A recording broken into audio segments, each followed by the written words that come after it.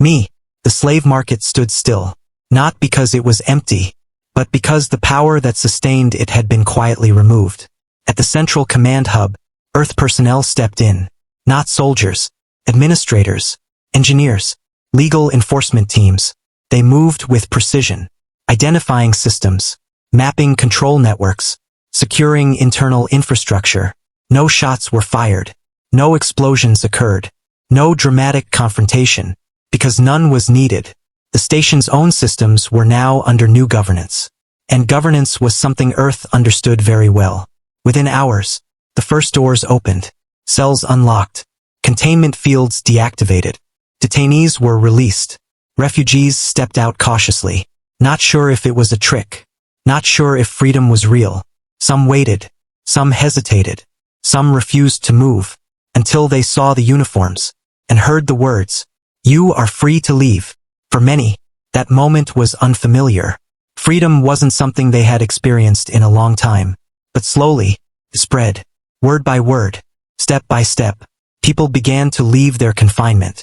On the other side of the station, panic was beginning to rise, because the operators realized something critical. They had lost control, not partially, completely. Attempts were made to regain access. Override codes failed. Backup systems were blocked.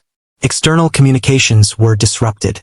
They were locked inside their own system, and then, they received a message, not from Earth Command directly, but from the new ownership interface. Clear, unambiguous, final. All assets previously involved in illegal detention and trafficking are subject to investigation. Pause.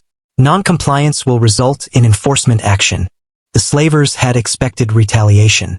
What they received instead was accountability. Their accounts were frozen. Their external networks severed. Their escape routes quietly closed. Without destruction, without chaos, they were not attacked. They were contained.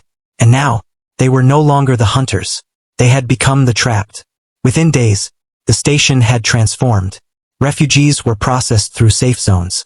Medical units were deployed. Identification systems verified origins. Transport routes were arranged. Those who wished to return home were assisted. Those who had no home were relocated. And the station itself was reclassified. No longer a black market hub. It became a reclamation center, a humanitarian outpost. Meanwhile, the former operators faced a very different reality. No longer protected by obscurity. No longer shielded by influence. They were now subject to coordinated legal action across multiple jurisdictions. Assets traced. Networks dismantled. Connections exposed. Not through violence, but through systems they themselves had relied upon. And as word spread across the galaxy, something unexpected happened. Markets shifted. Allies reconsidered. Smuggling routes became unstable. Because one truth had become clear. Humanity did not respond to injustice the way others expected. They didn't always attack. They didn't always destroy. Sometimes, they simply took control of the system itself and used it to undo what it was built to support. The slavers had believed they were untouchable, that their operations existed beyond consequence. They were wrong, because in the end, the most dangerous response isn't always force. Sometimes, it's ownership. And when the ones you exploited decide to rewrite the rules, the ground beneath your control no longer belongs to you.